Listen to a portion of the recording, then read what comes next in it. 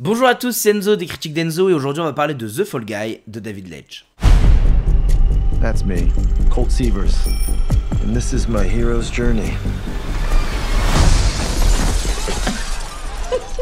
Can we just start from the top?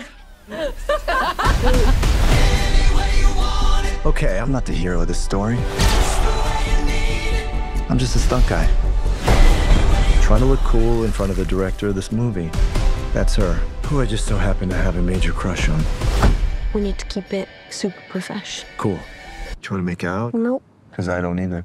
It's not what I'm into right now. Making out? Yeah. What are you into? Talking. Yeah. There's just one little wrinkle. The star of the movie, Tom Ryder. is missing. We need you to find him. Why me? You're a stuntman. No one's gonna notice whether you're here or not. No offense. I mean, some taken. Effectivement, on va parler de la dernière œuvre, le dernier film de David Leitch, et on va parler de The Fall Guy, que je viens tout juste de voir au cinéma. En plus de ça, j'ai été au Kinépolis cette fois-ci, d'habitude je vais à l'UGC, là, ayant eu des places gratuites, je suis été au Kinépolis, donc c'est gratuit, c'est confortable, l'écran était géant, et le film était trop bien. Moi, je ressors conquis de ma séance, ce problème c'était en VF, mais bon, ça va, je trouve que la VF était encore passable sur ce film, mais... Je sors du film et je dois vous avouer que j'ai pris, je pense, ma claque de l'année pour l'instant, mais pas dans le sens chef-d'œuvre, dans le sens surprise. Tous les chefs-d'œuvre que j'ai vus où j'ai pris une énorme claque parce que c'était génial, je m'y attendais, dans le sens où j'y allais avec une certaine hype. Bah ce film-là, j'y allais avec pas beaucoup de hype en fait. Voire pas du tout parce que je suis pas film d'action, les gros blockbusters genre à la Expandable, John Wick... Mission Impossible, j'en ai ras ma casquette, j'aime pas ça du tout. Fast and Furious, je vous en parle pas, je déteste Fast and Furious.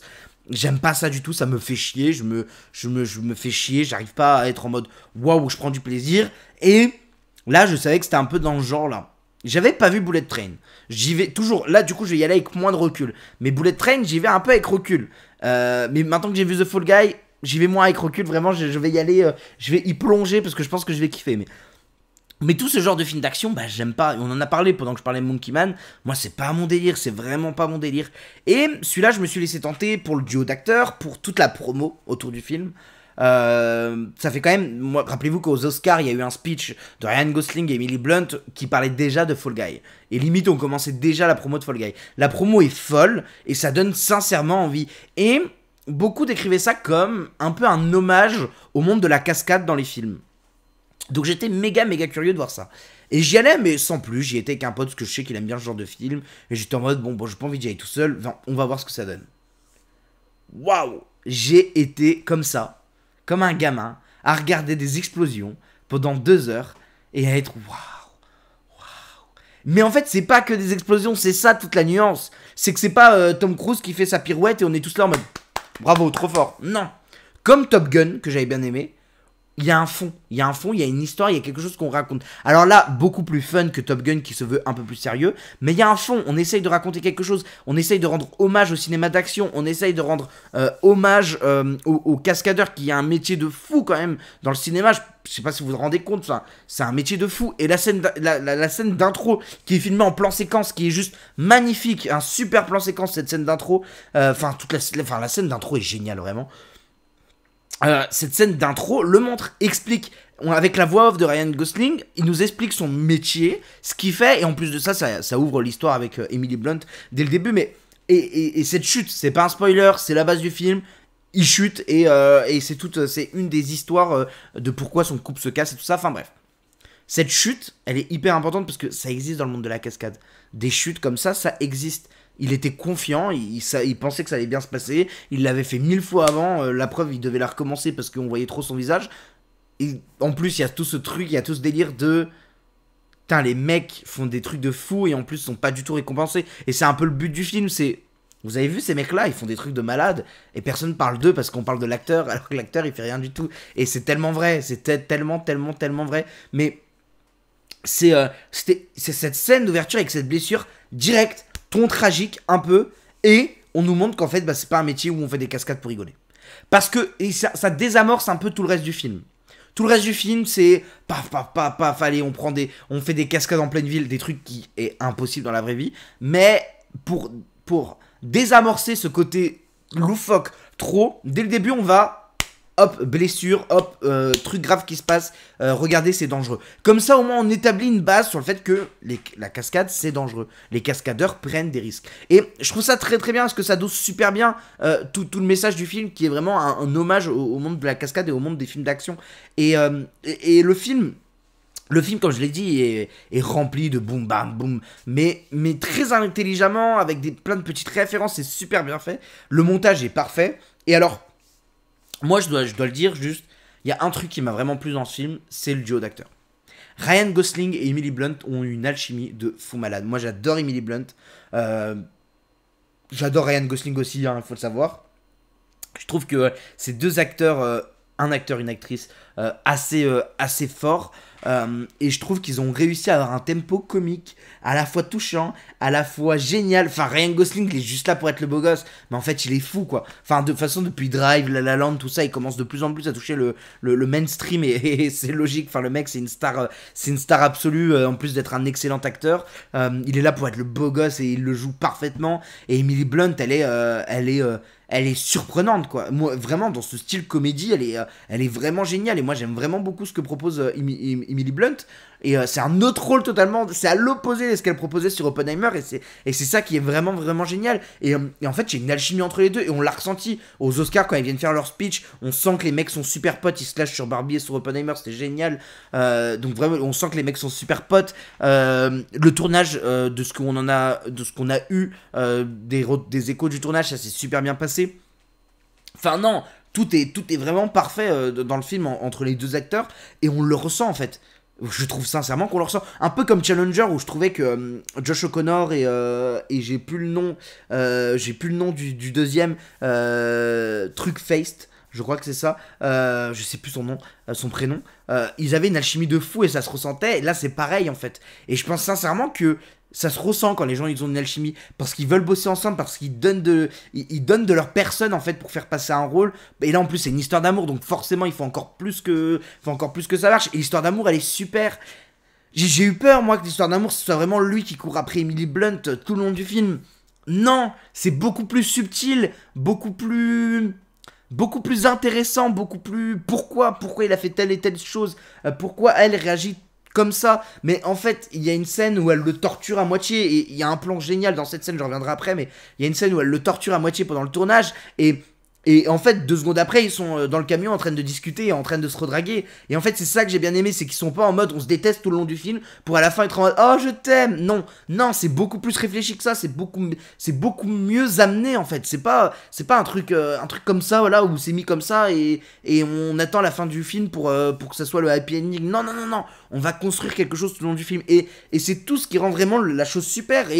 Et en parlant de ça, ça fait des références à plein de trucs, ça fait des références à Love Actually, enfin tout le long du film, il s'envoie des références à plein de films, c'est génial, hein, vous ne passerez pas de la fin, est génial, de l'autre cascadeur, j'ai plus son nom, qui joue le cascadeur en chef, mais enfin ça rend vraiment le film hyper intéressant, parce qu'on n'est pas sur le fameux truc de il court après pour la reconquérir. Enfin moi ça me saoule, c'est du revu et revu, essayer d'être un peu plus subtil, et là c'est beaucoup plus subtil. Et parlons de la réalisation qui est elle aussi tout subtile, la fameuse scène où elle le traumatise en fait, c'est pareil, c'est pas un énorme spoil, elle lui met feu. Elle met feu à Ryan Gosling pour qu'il refasse plusieurs fois une scène où il est censé arriver en feu et exploser et se taper contre un rocher. Elle lui fait vivre plein de fois la scène. Déjà le montage est parfait, sauf qu'il y a un plan, je sais pas si ça arrive plusieurs fois, mais en tout cas moi je l'ai remarqué sur un plan.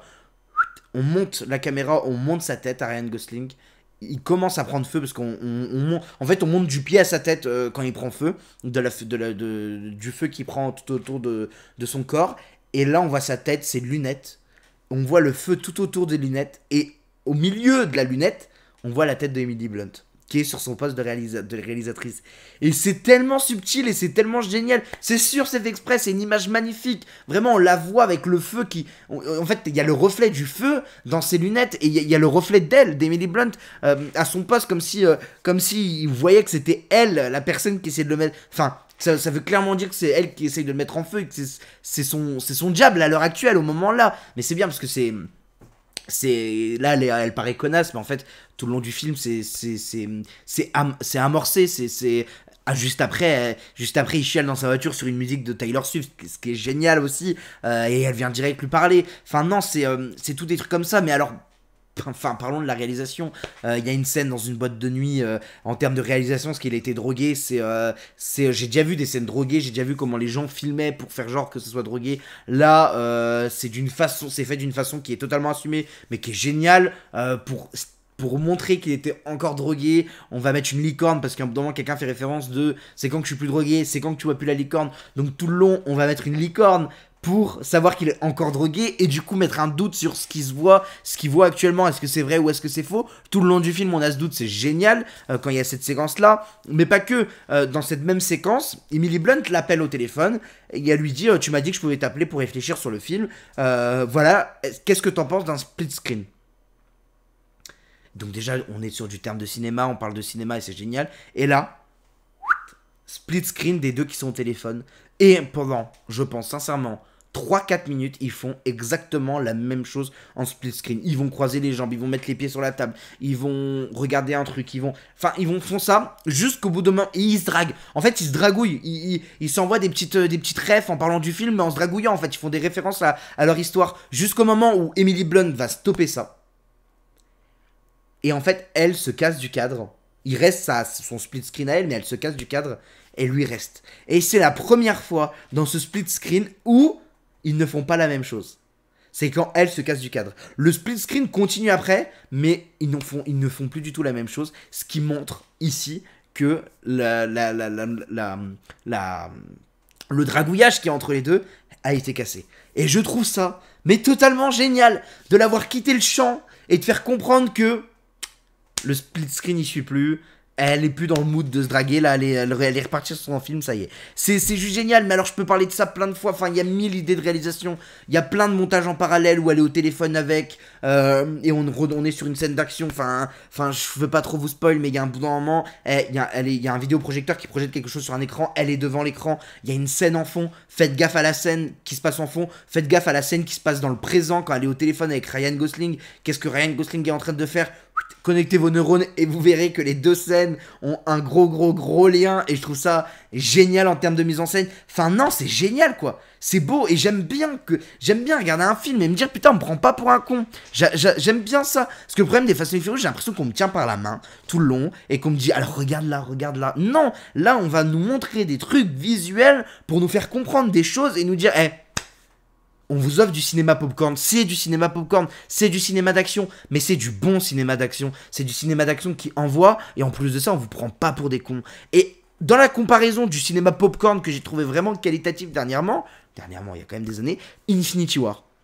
Je trouve qu'il y a un peu cette sensation-là. Infinity War est un des rares Marvel où on nous prend pas pour des cons. C'est un film popcorn, on l'assume, mais qui se veut être intelligent à certains endroits, qui se veut parler de telle et telle chose, avoir un montage spécifique. C'est un pour moi, c'est un des films popcorn de ces dernières années que j'ai vraiment trouvé très intelligent. Plutôt intelligent, on va dire, on va pas abuser. Fall Guys, il y a un peu ce côté-là, très loin, mais on nous prend pas pour des cons.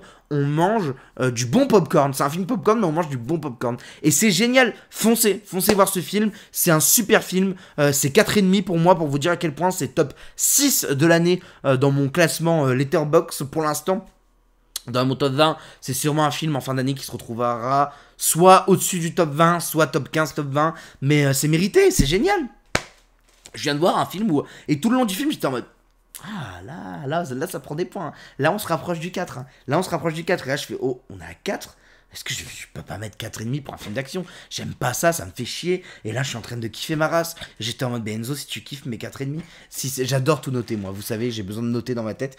J'étais en mode, mais si Enzo, tu kiffes mes note 4,5, fais-toi plaisir. C'est aussi ça. Et peut-être culture de l'instant, mais en tout cas, j'ai passé un super bon moment et j'ai envie de le revoir avec plein de potes chez moi, en train de bouffer du popcorn un soir. Clairement, c'est un des films que j'aurai en Blu-ray quand il sortira. Donc voilà, allez voir The Fall Guy.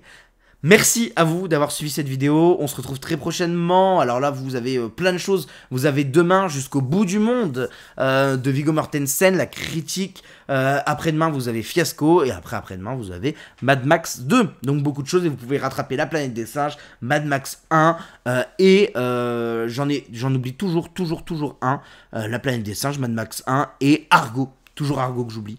Donc voilà, n'hésitez pas à aller les rattraper. Merci à vous d'avoir suivi cette vidéo, on se retrouve très prochainement. Je vous souhaite une bonne journée, une bonne soirée, une bonne matinée. Ciao ciao, bye.